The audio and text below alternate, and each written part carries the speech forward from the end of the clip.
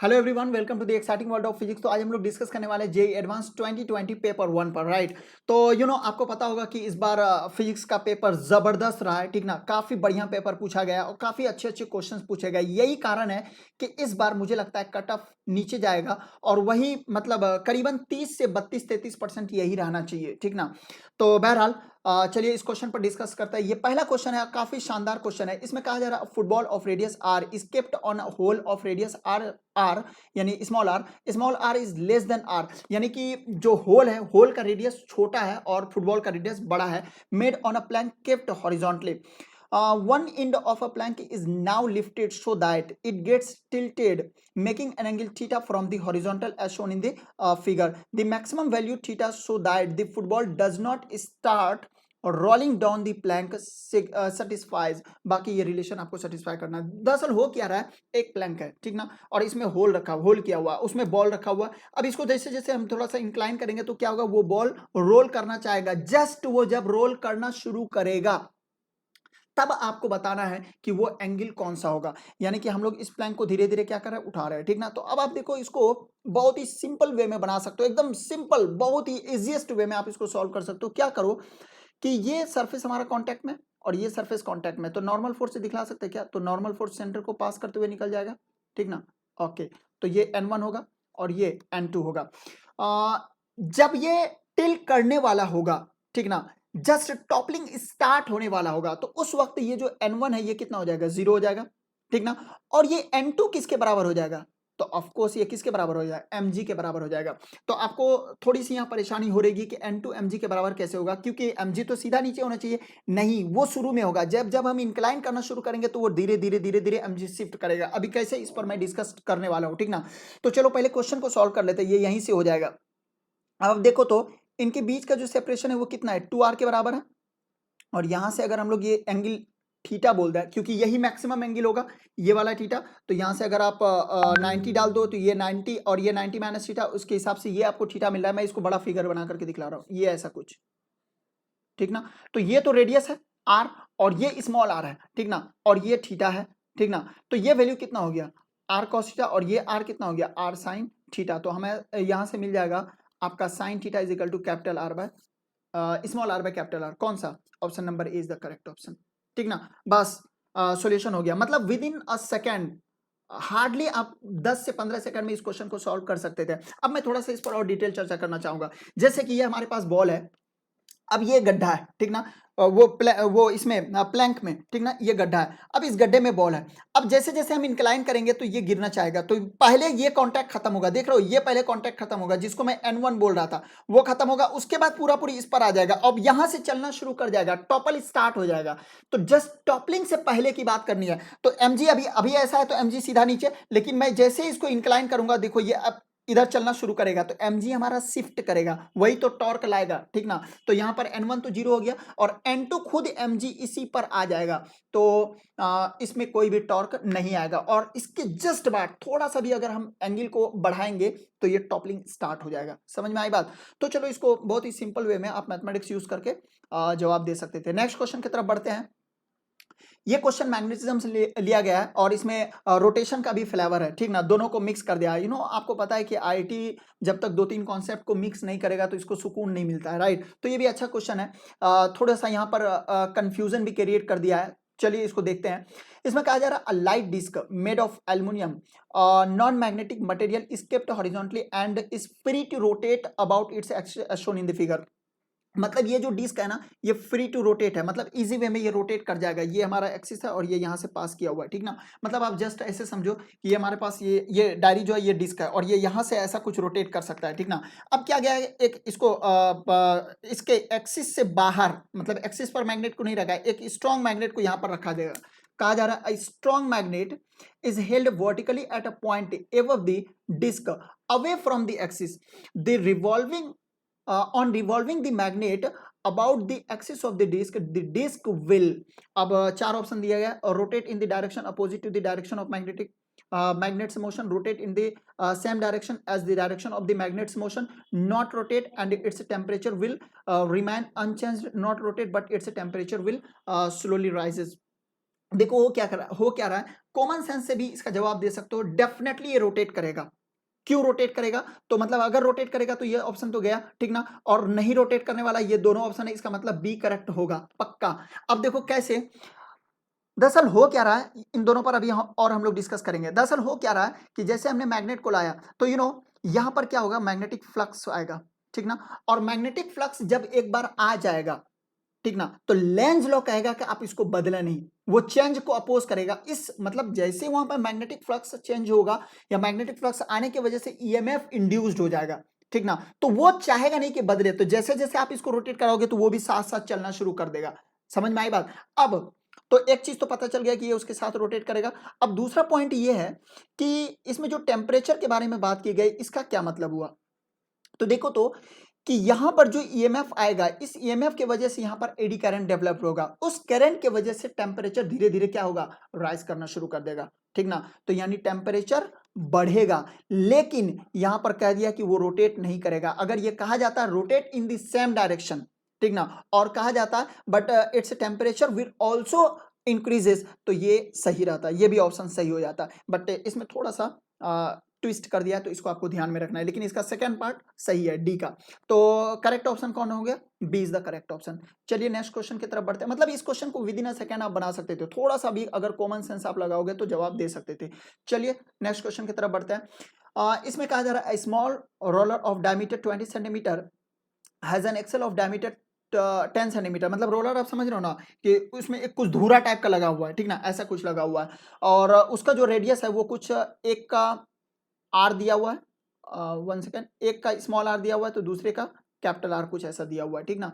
उसके बाद कहा जा रहा है it is on a horizontal floor and a metre scale is position horizontally on its axle with one edge of the scale on top of the scale axle, C figure on the right. अच्छा ये दोनों figure दिया हुआ है, ठीक ना।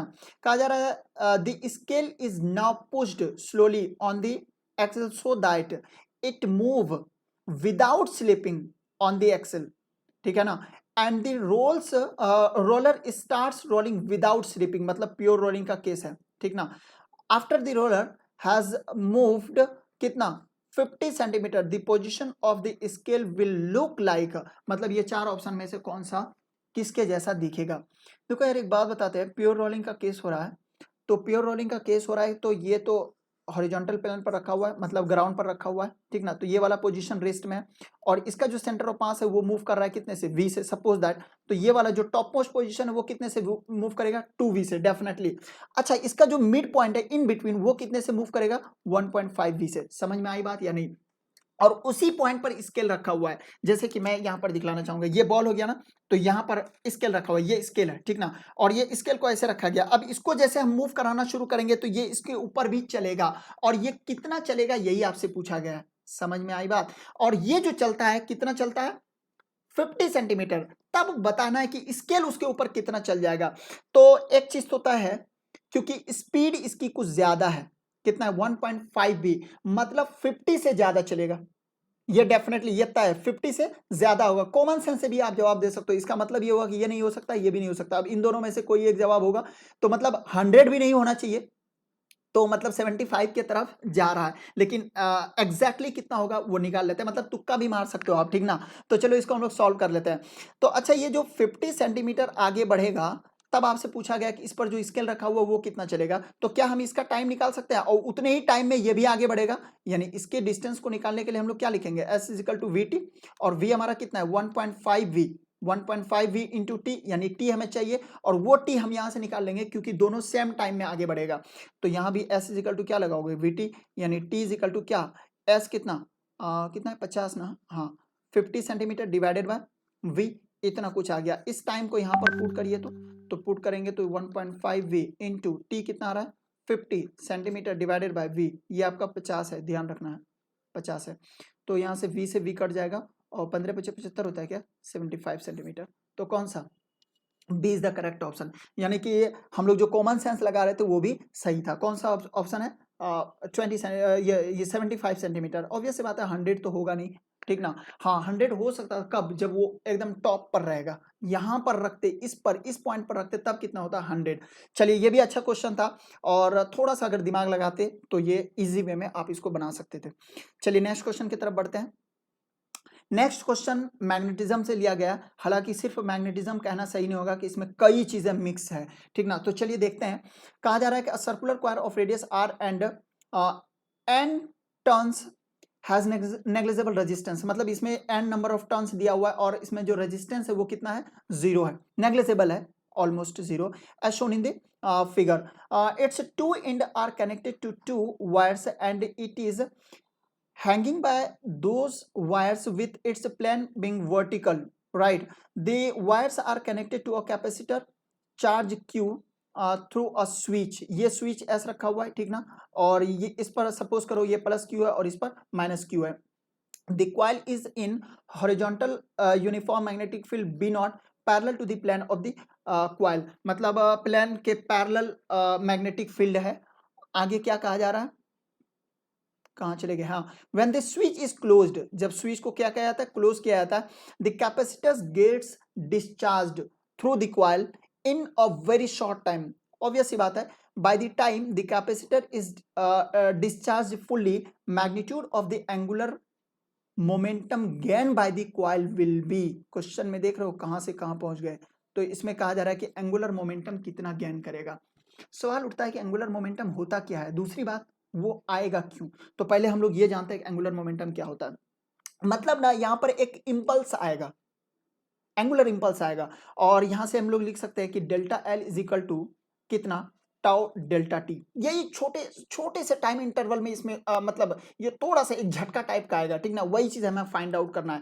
तो अब सवाल उठता है कि ये टॉर्क क्यों आएगा, तो टॉर्क क्यों आएगा, क्योंकि म्यू क्रॉस बी की वजह से आएगा। व्हाट इज म्यू, तो मैग्नेटिक डायपोल मोमेंट। आपको याद होगा कि every current carrying loop behaves like a magnetic dipole having north and south pole. क्यों सर ऐसा क्यों हुआ, क्योंकि जब मैंने स्विच को क्लोज किया तो उस वक्त क्या होगा, ये कैपेसिटर डिस्चार्ज होगा, यहाँ से कुछ करंट आई बहेगी, ठीक ना, मतलब यहाँ से कुछ चार्ज सप्लाई होगा क्यू, और वो टाइम के साथ करंट बन जाएगा, और इस लूप में कुछ ऐसे करंट बहेगी, और जैसे इसमें करंट आएगी तो इसकी वजह से क्या होगा, इसमें ये मैग्नेटिक डायपोल टाइप का बिहेव करना शुरू कर देगा, और उसके मैग्नेटिक डायपोल मोमेंट को यहाँ से हम लोग फाइंड आउट कर सकते हैं, कितना, म्यूजिकल टू एन आई ए, और ये बी कितना है, बी नॉट। अच्छा इसके डायरेक्शन को निकाल सकते हैं क्या, टॉर्क के डायरेक्शन को, तो म्यू किधर होगा, तो यहां से आप देख लो म्यू बाहर की तरफ आ रहा है, किधर, बाहर की तरफ, राइट हैंड थंब रूल से बाहर की तरफ, मैं डॉट से दिखला रहा हूं बाहर की तरफ, और मैग्नेटिक फील्ड इधर, तो आप राइट हैंड थंब रूल रखो, टॉर्क पर रखो, म्यू क्रॉस बी ऊपर की तरफ जा रहा है, यानी टॉर्क किधर लगेगा, इस लूप पर ऊपर की तरफ, राइट, तो N I A B naught. अब सवाल उठता है कि सर आई कितना होगा, तो you know Q is equal to क्या होता है, आई टी, यानी आई इजिकल टू आपका Q बाई टी, और Q बाई टी मतलब टी हम क्या ले रहे हैं, डेल्टा टाइम, एक शॉर्ट इंटरवल टाइम के लिए ले रहे हैं, आप dt भी ले सकते हो, ठीक ना, एक छोटे से इंटरवल ऑफ टाइम के लिए हम लोग बात कर रहे हैं, ये डेल्टा टी है, ठीक ना।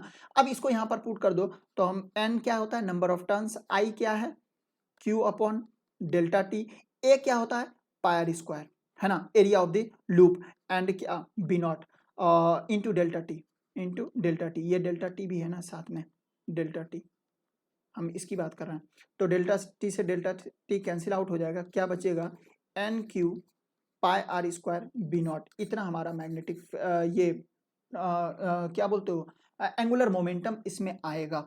कौन सा ऑप्शन मिल रहा है, N Q pi are square B naught, तो pi N Q B naught r square, ये हमारा आंसर हो गया, B is the correct option.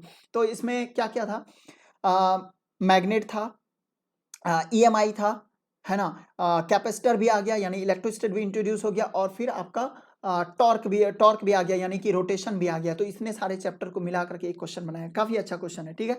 चलिए नेक्स्ट क्वेश्चन की तरफ बढ़ते हैं। ये ऑप्टिक से क्वेश्चन है, और सिंपल क्वेश्चन है, अगर आपको थोड़ा सा भी वेव फ्रंट के बारे में पता है तो आप इसका जवाब दे सकते हो। इसमें क्या कहा जा रहा है, a parallel beam of light strikes a piece of transparent glass having cross section as shown in the figure below, correct shape of the emergent wave front will be। देखो क्या होता है ना, कि अगर आप किसी भी लेंस से वेव फ्रंट को क्रॉस कराते हो, तो जैसे कि ये हमारा कन्वर्जिंग लेंस है और यहाँ से लाइट को मैंने इंसिडेंट कराया, तो क्या होगा कि ये आगे चल के कन्वर्ज हो जाएगा। तो इसमें जो वेव फ्रंट बनेगा वो कुछ ऐसा ऐसा बनेगा, राइट। अगर यही चीज कॉन्केव लेंस होता तो क्या होता, डाइवर्जिंग में ये ऐसे निकल जाता और ये ऐसे कुछ यहाँ से क्या होगा, डाइवर्ज कर जाएगा, ये भी क्या होगा, डाइवर्ज कर जाएगा। तो इसमें जो वेव फ्रंट बनता है वो कुछ ऐसे बनता है। समझ में आ रही बात? अब यहाँ पर आप इसको अप्लाई करो, तो ये वाला कैसा पार्ट हो गया, कॉन्वेक्स पार्ट हो गया। ये वाला कैसा हो गया, कॉन्केव हो गया। अगेन ये वाला क्या हो गया, कॉन्वेक्स हो गया। तो इसको हम एक लेंस मान लेते हैं, इसको भी एक लेंस मान लेते हैं, ये वाला, ठीक ना, सॉरी ये वाला, ऐसा कुछ। तो यहाँ से अगर लाइट को हम इंसिडेंट कराते हैं तो यह क्या होगा, कन्वर्ज कर जाएगा। क्या हो जाएगा, कन्वर्ज कर जाएगा। तो इसमें जो वेव फ्रंट बनेगा ये वाला बनेगा, कैसा, ऐसा कुछ। ये कैसा है, कॉन्केव है, तो क्या होगा, डाइवर्ज कर जाएगा। क्या होगा, डाइवर्ज कर जाएगा। तो यहाँ कैसा बनेगा, कॉन्वेक्स बनेगा। समझ में आ रही बात? उसके बाद यहां पर आप देखो तो ये भी आपका कॉन्वेक्स, यहां पर क्या होगा, कन्वर्ज कर जाएगा। क्या होगा, कन्वर्ज कर जाएगा। तो यहां भी आपका वेव फ्रंट ऐसा बनेगा। अब इन तीनों को एक साथ रख करके देखो तो, जस्ट मिनट, इन तीनों को एक साथ रख करके तो इसका जो बना वो ऐसा कुछ बना कॉन्केव, इसका जो बना कॉन्वेक्स बना, और इसका जो बना कॉन्केव बना। तो ये वाला शेप हमारा कुछ आ रहा है। कौन सा ऑप्शन मिल रहा है, पहला, ए इज द करेक्ट ऑप्शन। तो अगर थोड़ा सा भी वेव फ्रंट के बारे में आप जानते हो तो आप इस सवाल को बना सकते थे इजी वे में। चलिए नेक्स्ट क्वेश्चन की तरफ बढ़ते हैं। और नेक्स्ट क्वेश्चन, क्वेश्चन नंबर 6 है, जो कि एक फ्लूइड मैकेनिक्स से क्वेश्चन लिया गया है। कहा जा रहा है कि an open ended U tube of uniform cross sectional area consist of water, कुछ डेंसिटी दिया हुआ है। Initially the water level stands 0.29 metre. ये बहुत ही इंपॉर्टेंट इंफॉर्मेशन है। कितना, 0.29 metre from both, from bottom in each arm, from the bottom in each arm. यानी कि ये पूरा जो इसमें पहले जो पानी था वो कितना था, 0.29 मीटर दोनों में। अब क्या हुआ कि केरोसिन ऑयल को वाटर इमिसिबल लिक्विड, ऑब्वियस सी बात है, of density 800 kg per meter cube is added to the left arm until its length is 0.1 meter as shown in the figure. तब कहा जा रहा है कि the ratio H1/S2 of the heights of the liquid in the two arms is, देखो ये जब oil हम इसमें डाले तो ऑयल डालने के बाद ये क्या होगा कि ये जो हाइट है ये थोड़ा सा नीचे आ जाएगा। कितना, तो मैं उसको x मान लेता हूं। तो सिमिलरली ये कुछ हाइट ऊपर चला जाएगा, कितना, x। समझ में आई बात? तो यानी कि पहले जो लेंथ था जब हमने ऑयल नहीं डाला था तो वो लेंथ कितना था, 0.29 मीटर, ठीक ना। तो अब ये कितना हो गया, x ऊपर हो गया। तो ये टोटल लेंथ आपका कितना हो गया, 0.29 प्लस x। समझ में आ रही बात? और ये वाली जो लेंथ है, ये वाली लेंथ, ये कितनी हो गई, तो 0.29 माइनस एक्स। समझ में आ रही बात? वो x और नीचे दब गया और ये x ऊपर उठ गया। क्यों, केरोसिन ऑयल को डालने के वजह से।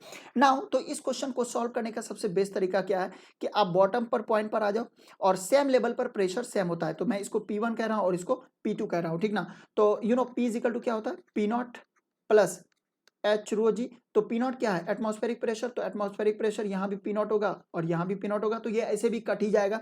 तो अब यहाँ पर प्रेशर लो, तो प्रेशर यहाँ पर किसके वजह से, ये पानी के वजह से और ये केरोसिन ऑयल के वजह से, दोनों के वजह से होगा।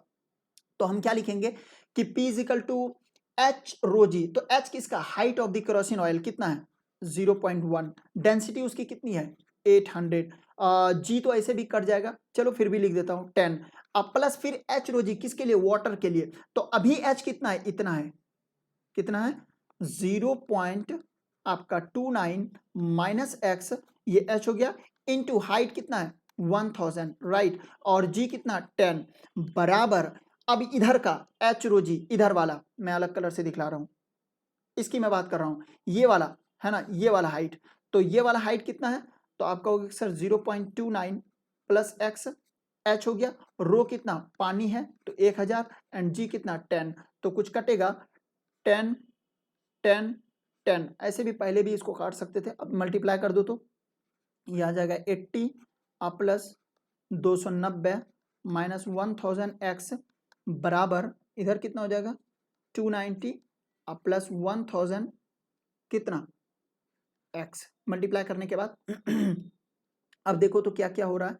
तो आप यहाँ से कह सकते हो कि सर 290 कट जाएगा और ये 80 इज इक्वल टू हमें मिल जाएगा आपको 80 इज इक्वल टू मिल जाएगा कितना ये 1000 उधर भेज देंगे तो 1000x प्लस 1000x कितना हो जाएगा 2000x, 0 0 कट जाएगा और x इज इक्वल टू 80/200 लिख सकते हो, 8 से कट जाएगा क्या 4/100 यानी कि 0.04 मीटर इतना कुछ आ गया। x की वैल्यू कितनी 0.4 कुछ समथिंग आ गया 0.04 यानी 4 सेंटीमीटर आप बोल सकते हो। नाउ h1/s2 कितना होगा, अब हम लोग बात करेंगे किसके लिए h1/s2 कितना होगा, तो you no h1/s2 is what, तो देखो तो h1 क्या है, तो h1 अभी ये पूरा हाइट है, ये वाला हाइट, तो कितना h1 की बात करेंगे तो 0.1, अब प्लस कितना ये वाला हाइट, तो ये वाला हाइट कितना है 0.29, अब माइनस x और x की वैल्यू कितनी आई है 0.04 एंड डिवाइडेड बाय h2 कितना होगा 0.29 प्लस x यानी 0.29 प्लस x की वैल्यू कितनी 0.04, दोनों को ऐड करिए देखिए कितना आ रहा है, तो ये हो जाएगा आपका 9 में 4 घट जाएगा तो कितना होगा भाई 5 और 2 और ये 1 3.0 डिवाइडेड बाय 0.29 माइनस 0.04, तो 9 में अच्छा ये प्लस है 9 4 13 हो जाएगा 13 एंड 2 0 और 1 3.0 कितना हो गया पॉइंट हटेगा 35/33, कौन सा ऑप्शन मिल रहा है, option number B is the correct option. समझ में आई बात, मैंने क्या किया, सिंपल था, क्या करना था एच रोजी लगाना था दोनों लिक्विड के लिए, कौन कौन सा, इधर केरोसिन है और इधर वाटर है और इधर सिर्फ वाटर है, जैसे मैंने केरोसिन को डाला तो वो x नीचे आ गया डिस्प्लेस हो गया और तो ये x ऊपर चला जाएगा, ठीक ना, x ऊपर चला जाएगा, बस इतना ही काम करना था, दोनों को इक्वेट करना था और इस क्वेश्चन को आप बहुत ही इजी वे में सॉल्व कर सकते हो, ठीक ना। तो चलिए बाकी क्वेश्चन पर हम लोग आगे भी डिस्कस करने वाले हैं, तो क्वेश्चन कुछ इस तरह से था, बहुत ही इजी वे में आप बना सकते हो, ठीक ना। मैं उम्मीद करता हूँ कि आप लोगों का स्कोर काफी अच्छा आ रहा होगा, ठीक ना, अगर थोड़ा सा भी ध्यान रखे होंगे तो आराम से आप क्वेश्चन को बना लिए होंगे। चलिए बाकी फिर और भी क्वेश्चन पर हम लोग डिस्कस करते हैं, चलिए ठीक है, थैंक यू सो मच।